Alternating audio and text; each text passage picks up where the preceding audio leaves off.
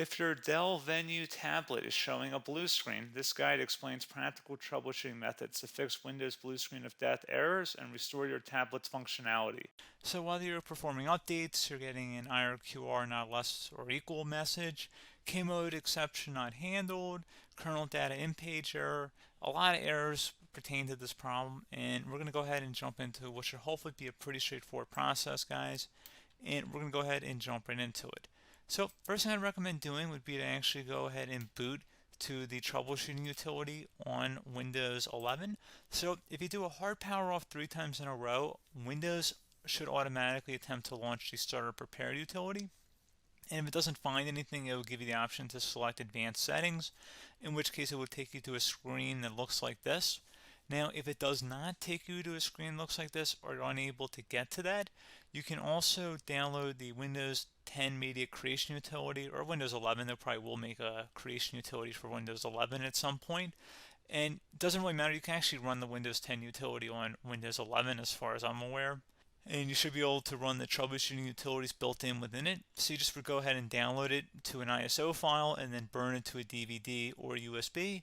It'd have to be about 4 gigabytes or more. It couldn't be a small USB flash drive, and it couldn't be a CD. It'd have to be a DVD. And then you'd boot your computer from it.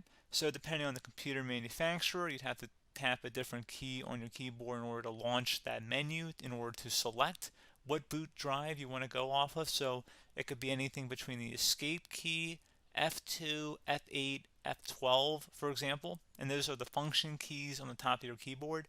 So you may have to just do a little bit of trial and error. Shouldn't take you more than a couple minutes. Googling it would probably be best before you even begin. But anyway, we're ready to go ahead and jump right into it. So we're on the choose an option page. So these will look very similar whether you're booting from it directly within Windows itself, or if you're plugged in a USB flash drive with the media creation utility installed and you selected the recovery option. So when you are setting up your Windows 11 installation or Windows 10, depending on the drive you're using, there should be an option to repair your computer in the bottom left corner of the dialog window, one of the first screens that comes up. You go ahead and select that, and then it would take you to a troubleshooting screen like you see here. And you want to go ahead and select troubleshoot, reset your PC, or see advanced options. And then there are going to be a whole bunch of options in here that we're going to explore in today's video. The first one, we're going to actually go underneath advanced options and then select startup prepare, fix problems that keep Windows from loading. So go ahead and select that first.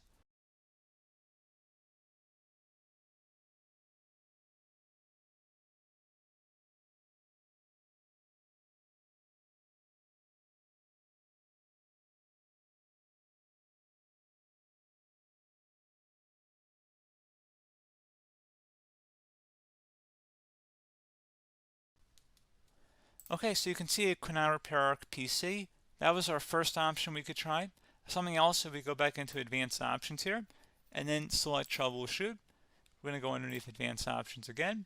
You can go ahead and actually access safe mode by selecting startup settings.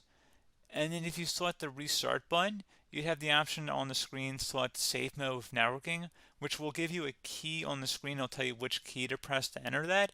I believe it's the F7 key. It'll do that for you. I'm not going to go over that in today's tutorial because I don't really want to go into safe mode, but you're more than welcome to attempt that by going into here and then selecting restart.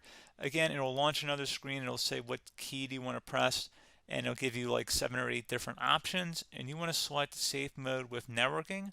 There's also an option for a command prompt too, but that's going to be something we're going to cover later in this video, and we don't even have to go through that in order to access it. So that's why I'm not going to really push for that, because unless you know exactly what's causing the problem, you probably don't need to go into safe mode. Unless you're trying to recover files, in which case then you definitely can go into safe mode, but we're trying to actually recover our computer here. So I hope that makes sense. Something else we can also try here as well would be to uninstall updates, remove recently installed quality or feature updates from Windows. So if you go ahead and select that, you can uninstall the latest quality updates, which generally is the more day-to-day updates. Feature updates are the less regularly released ones, like the big ones. I would equate it to service packs in like Windows 7 and Windows Vista and Windows XP. So larger updates that occur once or twice a year at most. And the quality updates are more just a regular update. So Probably obviously depend, it'll take longer if you're going to try and uninstall the latest feature update versus quality update, and maybe you don't need to go back that far. So just giving you guys a couple pointers with that. Something else you can also look at here, and we're going to jump into the command prompt in a little bit, but you can select System Restore, which will use a restore point recorded on your PC to restore Windows. And this is something I would highly recommend here, guys. So select Next. Assuming you have a restore point saved on your computer, you go ahead and select the most recently created one, and you'll select Next, and then you'll select the drive. You shouldn't actually have to select the drive. You can scan for affected programs, but we're going to keep it all default here, and then we're going to select Finish. So once started, System Restore cannot be interrupted. Do you want to continue?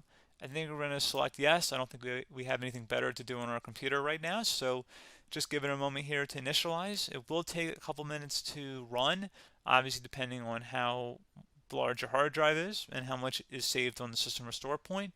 So just give it a couple minutes here.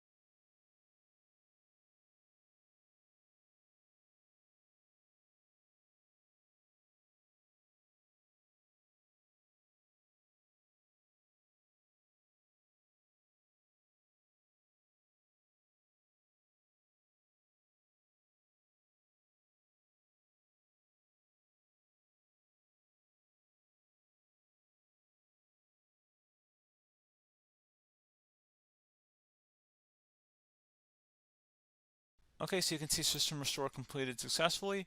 The system has been restored. Your documents have not been affected. Click the Restart button to restart your computer. Go ahead and select Restart.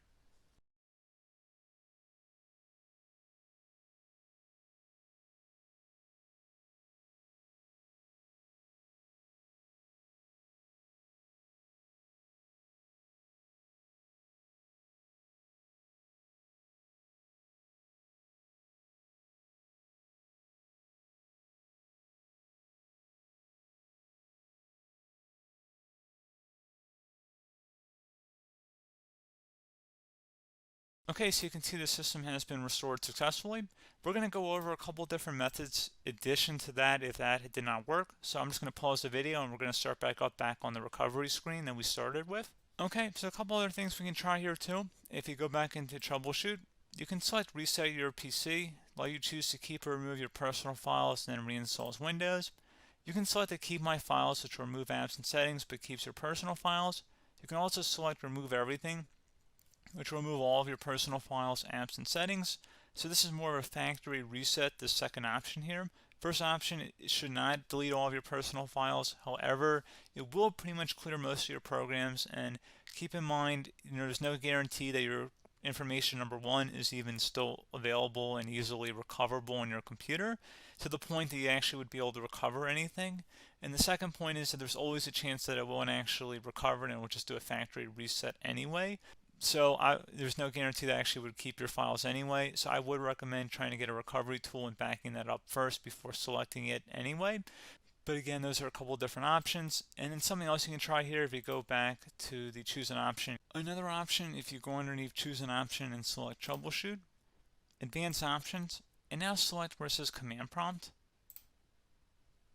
Okay, so the first thing we should do is type our main hard drive here. In most cases, it should be the C drive. So you just do a C colon and then hit enter on your keyboard. So once you're underneath the C drive, we're going to type in dir and then hit enter on your keyboard. It should have program files, users, and Windows all in there. That's how you know you're in the right directory.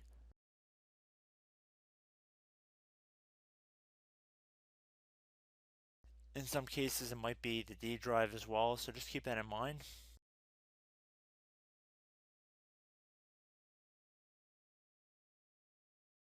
Next thing we're going to do is type in cd space /Windows /system32 /config, and then you're going to hit enter on your keyboard.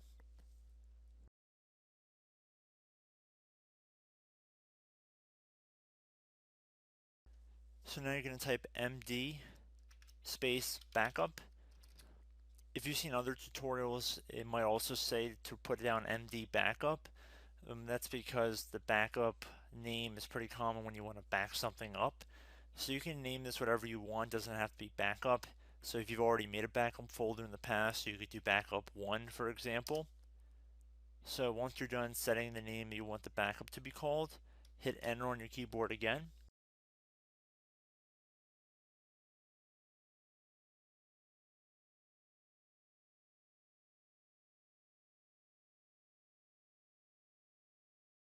At this point you want to type copy, C-O-P-Y, space, then you want to do the star symbol above the 8 key, then do a period or a dot, whatever you want to call it, then another star sign, and then another space, and then type backup, and then hit enter on your keyboard.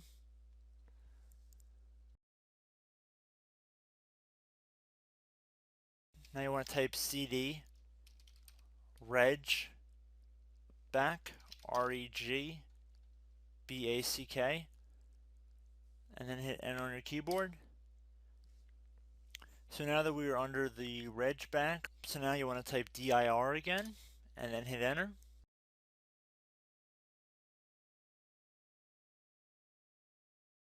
So now at this point we're going to type copy again. So copy, space, star sign, dot, another star sign, space, and then 2 dots. So we're going to type copy, space, star sign, dot, sign,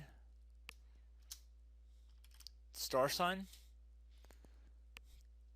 dot, dot, and then hit enter on your keyboard again.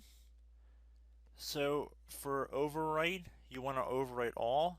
So type A on your keyboard, so capital A, and then hit enter on your keyboard.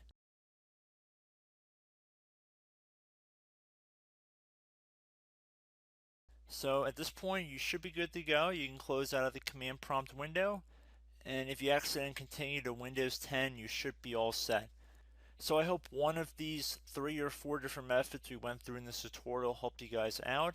Again, I'm not sure if you guys heard me earlier, but try to go back into your safe mode if possible and uninstall any programs you know might be conflicting with the Windows startup if you can get into safe mode.